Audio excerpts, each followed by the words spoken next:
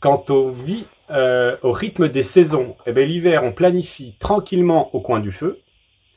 Et puis, une fois que les beaux jours arrivent, eh bien, on peut enfin bricoler en extérieur. Que ça soit en permaculture ou en maraîchage, le design est hyper important. Et là, il me fallait un escalier pour pouvoir mieux circuler dans mon potager. Parce que si vous avez des allées mal faites, ça ne sera pas du tout ergonomique. Et les chemins que vous empruntez dans votre potager, vous allez le faire des centaines de fois, avec les brouettes, avec des sacs de terreau, avec des paniers remplis de récoltes. Et si c'est pas ergonomique, franchement, ça va être la galère au potager. Donc maintenant, c'est chose faite, j'ai mon escalier. Ça m'a pris 2 ans pour réunir tous les bois pour la récup. Mais surtout d'avoir le temps de le faire parce que j'avais encore beaucoup de choses à côté. Et bien du coup, je vous montre comment j'ai réussi à bricoler un escalier avec sans rien acheter, entièrement en récupérant petit à petit tous les bois qu'il me fallait.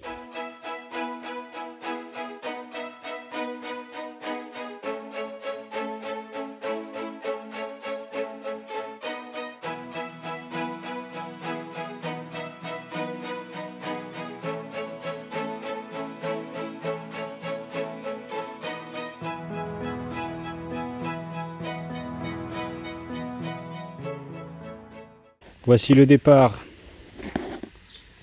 et l'arrivée de mon futur escalier. Donc c'est fait avec du bois de terrasse, des solives là, de la récup parce que ça part à la poubelle. Alors je sais, c'est dans la terre, mais je rappelle que cet escalier, c'est un prototype. Je suis en location, il n'y en avait pas. On va sûrement me demander de l'enlever peut-être quand je partirai. Donc je ne vais pas commencer à faire des fondations en béton. Et le grand bout de bois derrière, c'est aussi de la récup.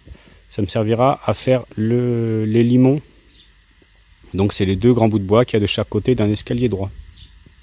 Pour mesurer la longueur de l'escalier, je prends mon mètre. Un grand niveau pour me mettre bien d'aplomb. Et puis je fais comme je peux parce que je suis tout seul pour prendre les cotes. Je me laisse 2 cm de marge d'erreur. Avec les 2 bouts de bois que j'ai mis au sol là, ça me permettra d'avancer ou de reculer l'escalier si jamais j'avais pas mesuré correctement.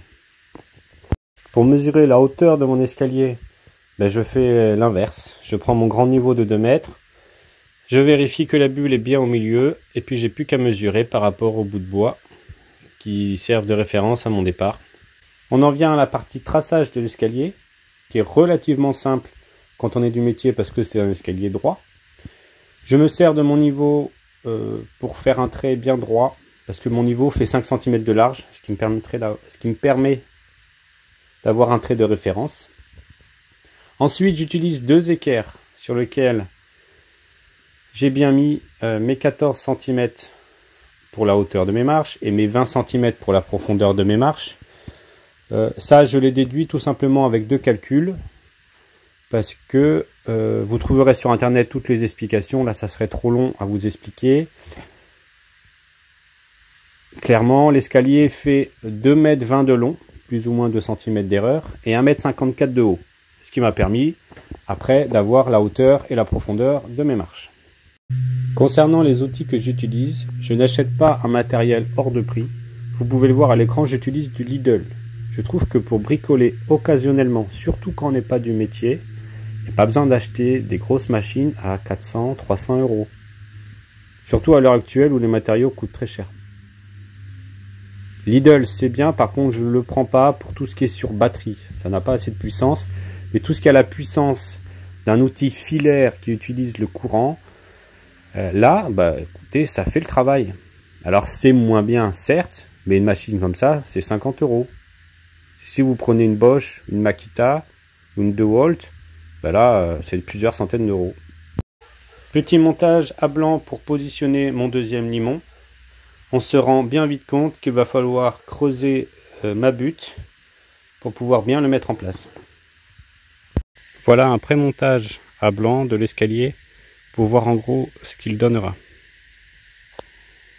Pour mes supports de marche, je vais prendre des chutes de 6-4 qui font un peu moins d'1 mètre de long et des lames de terrasse qui font dans les 75 cm de long.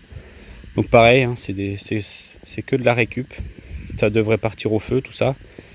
C'est inutilisable pour un professionnel, mais voilà, pour un particulier, quand on fait la récup, on peut toujours recycler et faire autre chose avec. Un petit montage à blanc pour voir ce que ça donne. Par contre, je vous conseille d'avoir typiquement un grand serre-joint, parce que mes deux limons sont assez grands. Ils ont passé du temps un peu dehors parce que je n'ai pas vraiment d'abri pour stocker. Donc ils se sont déformés un peu, donc pour bien resserrer. Voici l'escalier une fois fini. La rampe, c'est bien évidemment de la récup. Je l'ai faite environ à 1 mètre de haut, et puis j'en ai fait une plus petite pour l'adapter aux enfants qui jouent beaucoup dans le jardin. Donc je suis assez content du résultat. Alors que le coût des matériaux en France a pratiquement doublé, mais grâce à la récup, je peux me faire un escalier 100% gratuit. Les vis, c'est de la récup, le bois, c'est de la récup. Alors l'escalier n'est pas parfait.